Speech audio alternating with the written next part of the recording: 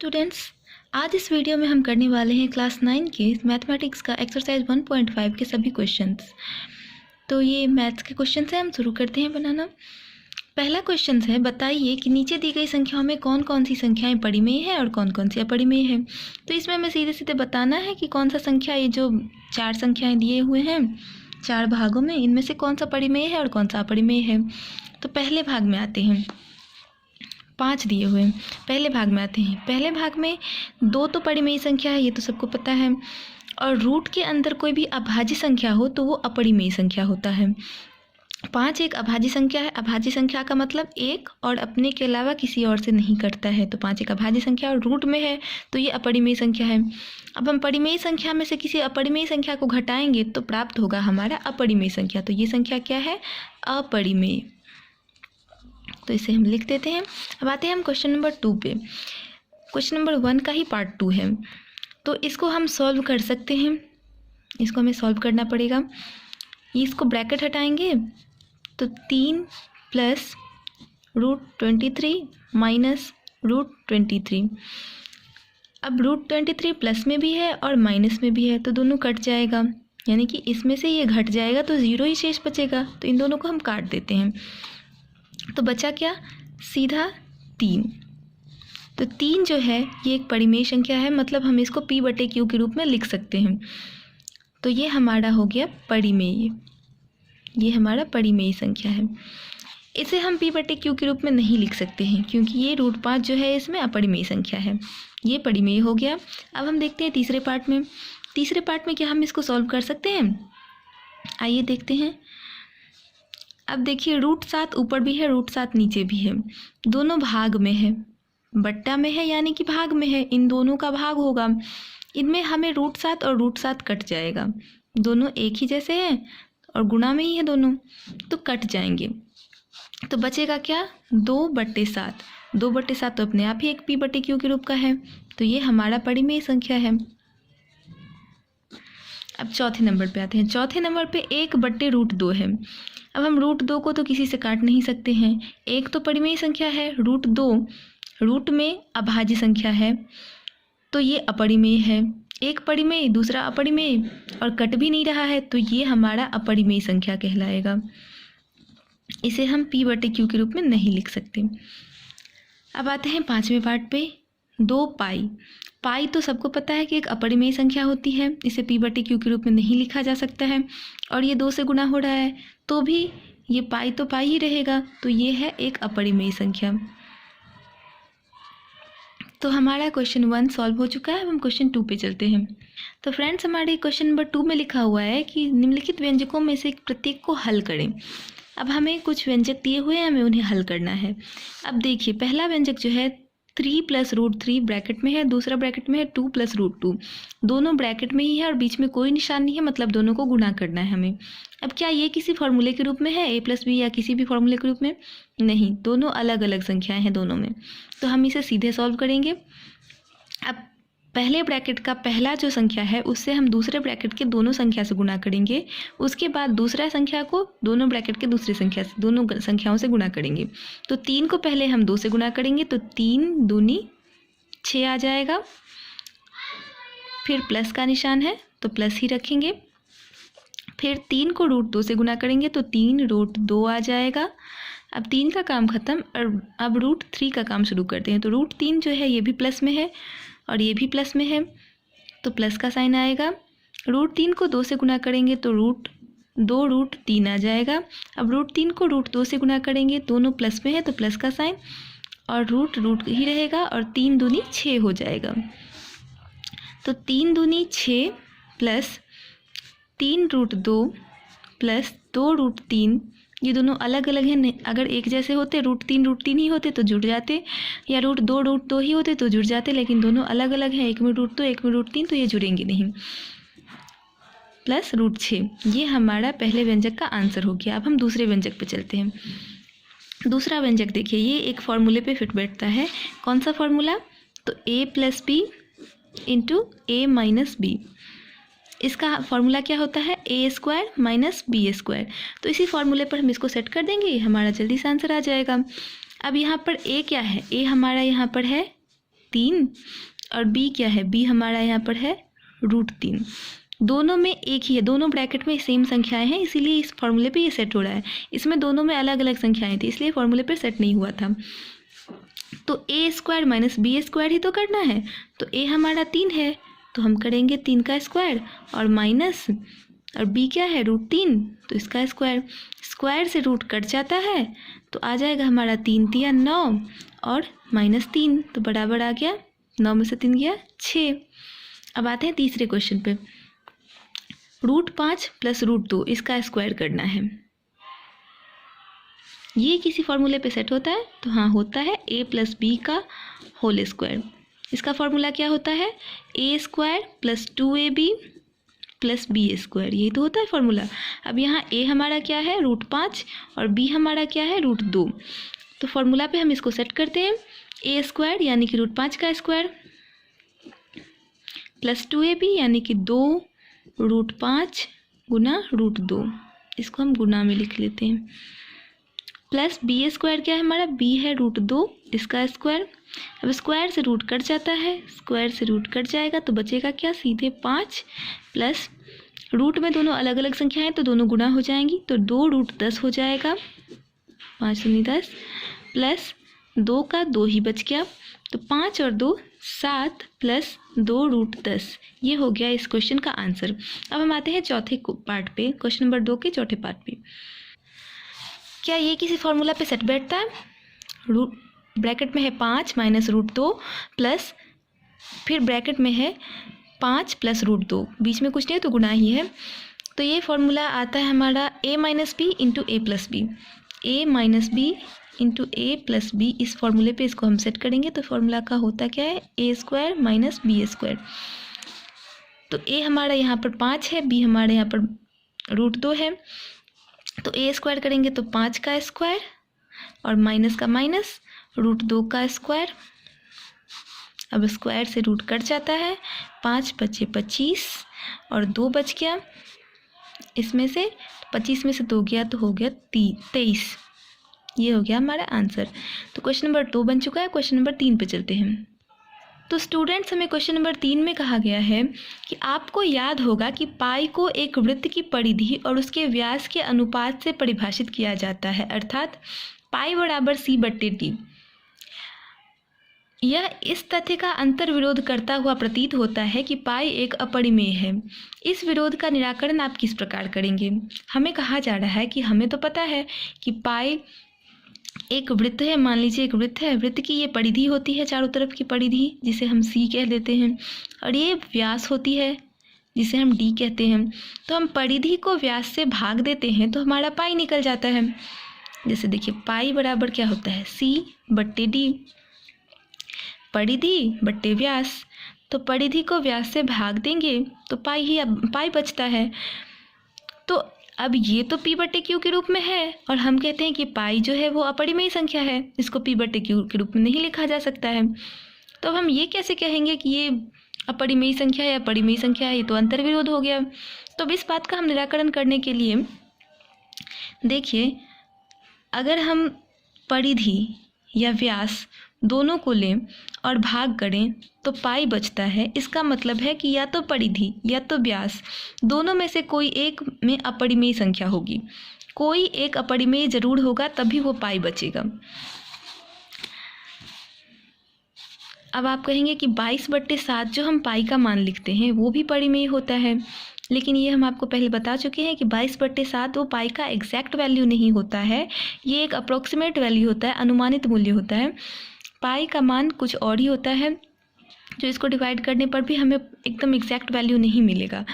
तो 22/7 पाई का exact value नहीं होता, इसे हम बस मान लेते हैं। c और d में से कोई भी एक संख्या अपरिमेय होगी, तभी हमारा पाई जो है वो अपरिमेय आएगा। और निश्चित रूप से ही c और d इन दोनों में से या तो ऊपर का या तो नीचे का कोई भी एक संख्या अपरिमेय होगा। तो इसे हम इस प्रकार से लिख लेते हैं, c और d में से कोई एक संख्या अपरिमेय है, इसीलिए c/d भी अपरिमेय होगी, तो पाई भी एक अपरिमेय संख्या है। तो हमने साबित कर दिया है कि पाई एक अपरिमेय संख्या है। आई होप कि आप समझ गए होंगे, और अगर समझ में नहीं आया होगा तो वीडियो को एक बार रिपीट कर लीजिएगा। अब हम चलते हैं क्वेश्चन नंबर 4 पे। कुछ बच्चों को ये नहीं समझ में आया होगा कि C/D पाई का मान कैसे होता है।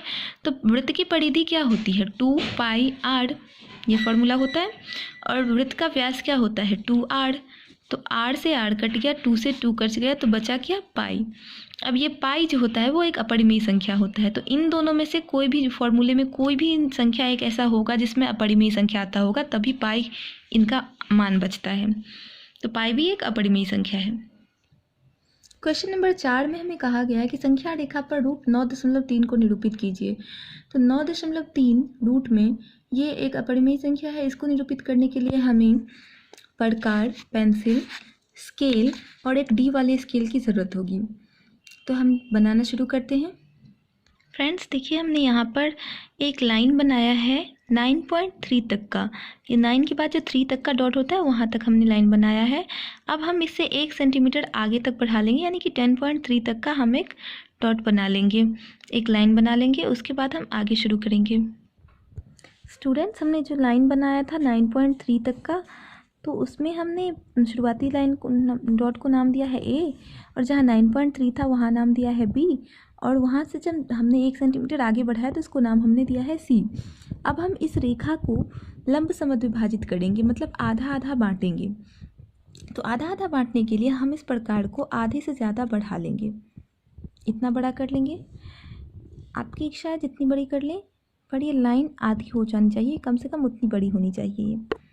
अब हम इसे एक ऊपर और नीचे आर्क बना लेंगे, और फिर हम इसे ए पर रखेंगे और फिर इसको ऊपर और नीचे आर्क बना लेंगे। हमने पहले सी पर रखा था, अब हमने ए पर रखा है, और प्रकार का नाप वही रखेंगे, बदलेंगे नहीं। अब हम इन दोनों बिंदुओं को मिलाकर, ये जो जहाँ आर्क ने काटा है एक दूसरे को, उन दोनों को मिलाकर हम एक लाइन खींच देंगे। स्टूडेंट देखिए, हमने यहाँ पे एक लाइन खींच दिया है। अब ये रेखा जो है ए और सी, ये रेखा ए और सी आधी आधी बढ़ चुकी है। मतलब जितना हम ए पर रखेंगे प्रकार की नोक, और इसको हम इस लाइन तक पहुँचाएंगे प्रकार की माप। देखिए, ए से इस लाइन तक इसकी माप आती है, और यहाँ से अगर हम सी को नापें तो वो भी पहुँच जाती है। तो ये इसका नाम हम दे देते हैं ओ। ये ए और सी का मध्य बिंदु है। अब जितना इसका नाप है ए से सी तक का, उसके आधे भाग को, ये जो है इसका हमने नाप लिया है। अब ए से सी तक हम एक आर्क बना देंगे, हाफ वाली आर्क, सेमी सर्कल जो होता है वो बना देंगे। अब ये जो हमने सेमी सर्कल बनाया है, यहाँ पर हम बी से 90 डिग्री का एक कोण बना के लाइन बना देंगे। इसके लिए हमें डी की आवश्यकता होगी, डी वाले स्केल की। डी वाले स्केल यहाँ पर रखकर यहाँ 90 डिग्री का लाइन यहाँ तक के लिए बना लीजिएगा। तो देखिए स्टूडेंट्स, हमने यहाँ पर 90 डिग्री का एक लाइन बना लिया है बी पर सी, ये इस बड़े वाले आर्क के मिलते हुए। हमें यहाँ पर आएगा निशान 90 डी वाले स्केल में, पर हमें लेना यहीं तक है। तो अब हम इसकी नाप बनाएंगे। इसका हम कुछ नाम रख देते हैं, यहाँ पर एम नाम रख दिया। अब फ्रेंड्स, हम बी और एम का एक नाप बनाएंगे। देखिए, इतना हमने नाप लिया है, और इस लाइन को हम आगे बढ़ा देंगे, जितना मर्जी हो उतना बढ़ा सकते हैं। देखिए फ्रेंड्स, हमने ये सी वाली लाइन आगे बढ़ा दी है, और ये नाप हमने इतना लिया है बी और एम के जितना।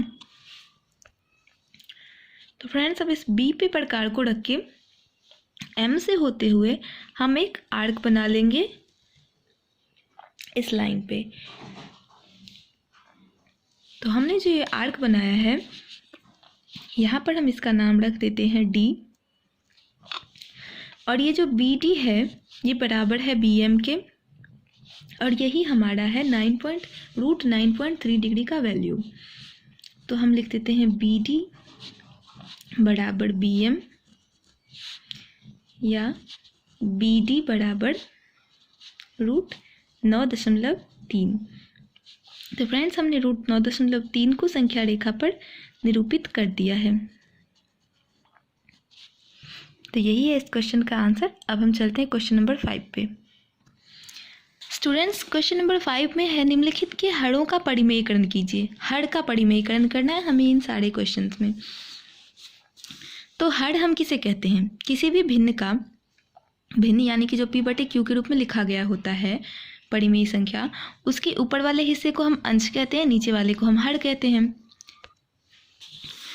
तो इसी हर का हमें परिमेयीकरण करना है। अब आप गौर से देखिए कि ये सभी संख्याएं जो हमें दे रखी है, इन सब में हर जो है वो अपरिमेय संख्या है। रूट में अभाज्य संख्या यानी कि अपरिमेय संख्या, रूट में अभाज्य संख्या अपरिमेय संख्या, रूट में अभाज्य, रूट में अभाज्य। तो ये सब हर जो है वो अपरिमेय है। अब हमें इसे बनाना है परिमेय, हर को परिमेय बनाना है। अंश का जो हो जाए उससे हमें मतलब नहीं है। तो आइए हम बनाना शुरू करते हैं। 1/√7 इसको परिमेय बनाने के लिए हम क्या करेंगे, ऊपर और नीचे हम √7 से गुणा कर देंगे। तो ये हमारा क्या आ जाएगा, ऊपर में 1 से गुना √7 होगा तो √7 ही बचेगा, और नीचे √7 गुना 7 हो जाएगा। तो जोड़ा में अगर हम रूट में एक ही जैसे दो संख्या आ जाती है तो उसमें से एक संख्या बाहर निकल जाती है और रूट हट जाता है। तो √7/7 ये हो गया हर का परिमेयीकरण, और यही हो गया हमारा आंसर। अब हम आते हैं क्वेश्चन नंबर 2 पे, क्वेश्चन नंबर 5 के पार्ट 2 पे। 1/√7 माइनस √6, इसके हर का परिमेयीकरण करने के लिए हमें इसे गुना करना पड़ेगा ऊपर और नीचे हर से, लेकिन साइन बदल जाएगा, जो बीच का साइन है ये बदल जाएगा। √7 प्लस √6 बट्टा √7 प्लस √6, इससे हम गुना करेंगे ऊपर और नीचे। अब 1 से गुना करेंगे तो वही आ जाएगा जो सेम है, √7 प्लस √6। अब नीचे ये a minus B, a plus B जैसा है, a माइनस बी और a प्लस बी इसके जैसा है। तो इसका फॉर्मूला क्या होता है, a² माइनस b²। तो इसे हम फॉर्मूला पे सेट कर देंगे। a तो यहाँ पे है √7 और b है √6, तो √7 का स्क्वायर माइनस √6 का स्क्वायर, स्क्वायर से रूट कट जाता है तो बचेगा क्या, √7 प्लस √6। तो 7 माइनस 6 बराबर √7 प्लस √6 बट्टा 1 बचेगा। 1 हम लिखें या ना लिखें बात बराबर है। तो √7 प्लस √6 ये हो गया हमारा आंसर। इसके हर का परिमेयीकरण हो गया। हर में हमारा 1 बचा, जिसको हम परिमेय संख्या के रूप में लिख सकते हैं p/q के रूप में। तो ये हमारा हर हो गया परिमेयीकरण। अब आते हैं क्वेश्चन नंबर 5 के पार्ट 3 पे। तो 1/√5 प्लस √2, इसे हम ऊपर नीचे √5 माइनस √2 से गुना करेंगे। जो होता है ये बीच वाला साइन ये बदल जाता है, माइनस √2, √5 माइनस √2।